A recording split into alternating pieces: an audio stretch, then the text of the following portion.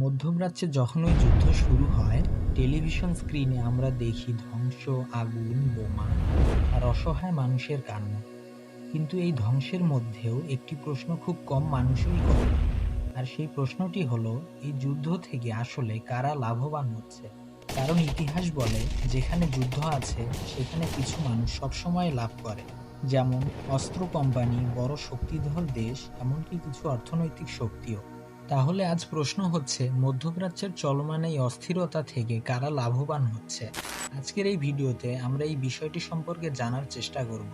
যুদ্ধ শুধু ধ্বংস নয়, এটি একটি অর্থনীতি। আমরা সাধারণত যুদ্ধকে শুধু ধ্বংস হিসেবে দেখি, কিন্তু বাস্তবে যুদ্ধের সাথে একটি বড় অর্থনীতি জড়িত থাকে। একটি যুদ্ধ শুরু হলে কয়েকটি জিনিসের চাহিদা দ্রুত বাড়তে থাকে: অস্ত্রের চাহিদা, তেলের দাম, সামরিক বাজেট, নিরাপত্তা খরচ।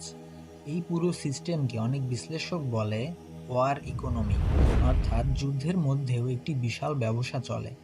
বড় শক্তিধর দেশগুলো, মধ্যপ্রাচ্যের যুদ্ধ শুধু স্থানীয় যুদ্ধ নয়, এখানে বিশ্বের বড় বড় শক্তিধর দেশগুলোর রাজনৈতিক ও কৌশলগত স্বার্থ জড়িত থাকে। মধ্যপ্রাচ্য বিশ্ব অর্থনীতিতে গুরুত্বপূর্ণ কারণ এখানে বিশ্বের বড় তেলের মজুদ আছে, গুরুত্বপূর্ণ বাণিজ্য পথ রয়েছে, ভূরাজনৈতিক নিয়ন্ত্রণ সম্ভব। তাই বড় শক্তিধর দেশগুলো এই অঞ্চলে তাদের প্রভাব বজায় রাখতে চায়। যুদ্ধ পরিস্থিতি অনেক সময় তাদের সেই প্রভাব বজায় রাখতে সাহায্য করে। তেলের দাম, মধ্যপ্রাচ্যে যুদ্ধ বা অস্থিরতা দেখা দিলে তেলের দাম বেড়ে যায়। কিন্তু এই দাম বৃদ্ধির ফলে শুধু সমস্যা তৈরি হয় না, কিছু শক্তি বা কিছু প্রতিষ্ঠান বড় ধরনের লাভও করে। যেসব দেশ প্রচুর পরিমাণে তেল উৎপাদন করে, তাদের জন্য তেলের দাম বাড়া অনেক সময় একটি বড় অর্থনৈতিক সুযোগ হয়ে যায়, কারণ এই পরিস্থিতিতে অন্যান্য তেল উৎপাদনকারী দেশ ও বড় কোম্পানিগুলো অতিরিক্ত লাভ করতে পারে। এরপর অস্ত্র কোম্পানিগুলো লাভবান হয়।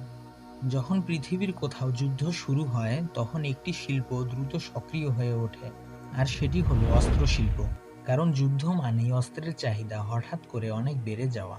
একটি দেশ যখন যুদ্ধে জড়িয়ে পড়ে, তখন তাদের প্রয়োজন হয় উন্নত মিসাইল, যুদ্ধ বিমান, ড্রোন, ট্যাঙ্ক এবং বিভিন্ন ধরনের প্রতিরক্ষা প্রযুক্তি।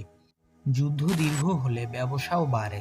যুদ্ধ যদি কয়েকদিন বা কয়েক সপ্তাহের বেশি সময় ধরে চলে, তাহলে সামরিক সরঞ্জাম দ্রুত শেষ হতে শুরু করে। তখন নতুন করে অস্ত্র কিনতে হয়, যেমন মিসাইল ব্যবহার হলে আবার নতুন মিসাইল কিনতে হয়, ক্ষতিগ্রস্ত ট্যাঙ্ক ও যুদ্ধবিমান বদলাতে হয়, নতুন প্রতিরক্ষা ব্যবস্থা স্থাপন করতে হয়। ফলে যুদ্ধ যত দীর্ঘ হয়, অস্ত্রের অর্ডারও তত বাড়তে থাকে, এবং এই অর্ডারগুলো সাধারণত বিলিয়ন ডলারের চুক্তিতে হয়ে থাকে। যুদ্ধের নেপথ্যের নিয়মটাই হয়তো এরকম: এক পক্ষ ক্ষতিগ্রস্ত হয় এবং অন্য পক্ষ লাভবান হয়। মধ্যপ্রাচ্যের যুদ্ধ আমাদের কঠিন বাস্তবতা দেখায়। যুদ্ধ কখনো শুধু যুদ্ধ নয়, এটি রাজনীতি, অর্থনীতি এবং শক্তির একটি জটিল খেলা, যেখানে কিছু শক্তি লাভ করে, কিছু দেশ প্রভাব বাড়ায়, কিছু কোম্পানি বিশাল ব্যবসা করে, কিন্তু শেষ পর্যন্ত যুদ্ধের সবচেয়ে বড় মূল্য দিতে হয় সাধারণ মানুষের জীবন দিয়ে। যদি ভিডিওটি ভালো লেগে থাকে তাহলে অবশ্যই একটি লাইক করবেন এবং চ্যানেলটি সাবস্ক্রাইব করবেন। ধন্যবাদ।